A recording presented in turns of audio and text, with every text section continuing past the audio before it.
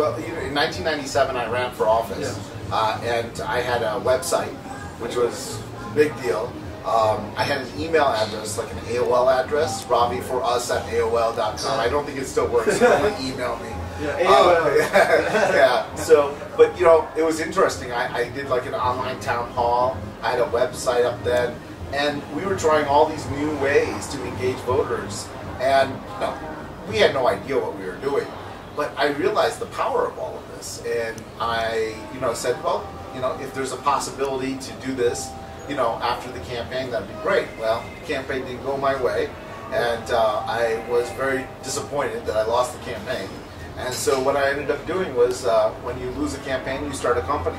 So we have to be very gutsy, in what we do and how we do it. And Election Mall was a big, bold move in 1998, 1999.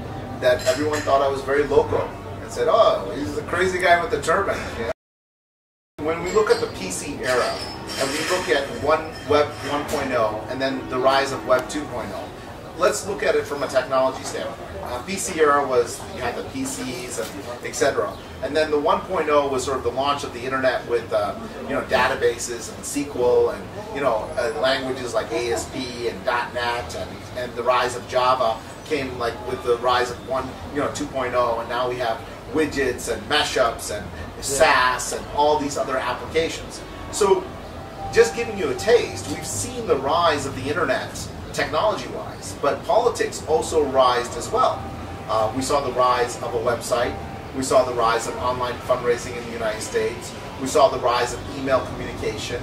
Now we've seen the rise of private label social networking sites like Obama did.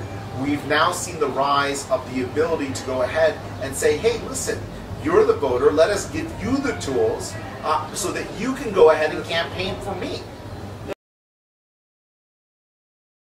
But at the end of the day, to have a successful business, you have to realize that you have to solve a problem and get that problem solution out there. But the problem is that they're more interested to copy than try to come up with their own strategies.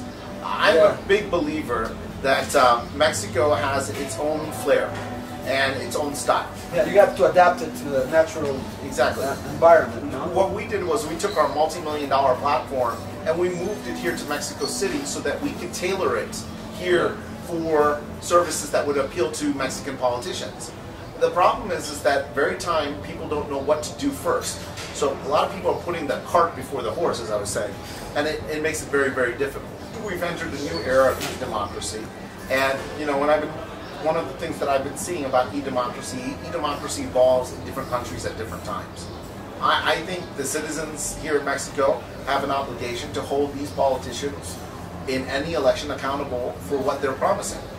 And the internet becomes a great archive, and it becomes a great way to do that. The challenge is that the Mexican people have to get involved in the political process.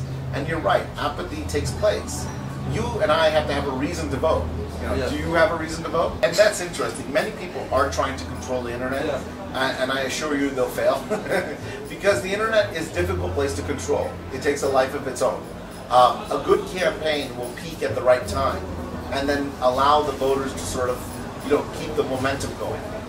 Right now we have campaigns out here that have developed a web presence, but no one knows where they are, who they are, or what they can do for them. And they're lucky if someone actually responds to an email. Great evolution. If we go back to my analogy of PC era, 1.0 era, 2.0, I think we're now seeing at the end of 2.0 the rise of Twitter.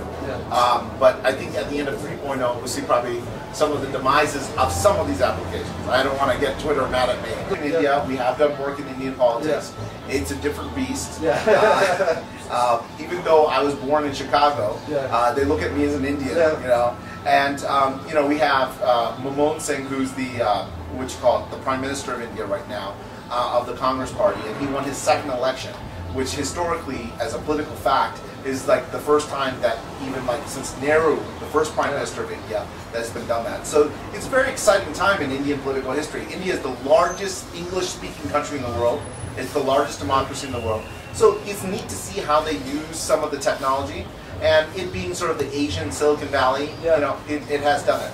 I mean, I was in Guadalajara, in Mexico's Silicon Valley, and well, debatable or whatever. Very interesting. You know, and there's a lot of people out there who want to do a lot of things, and I think the politicians have to invite the young people into the process and say, hey, I need a campaign manager for my Facebook. I need a campaign manager for my Flickr account. I need a campaign manager for my YouTubes.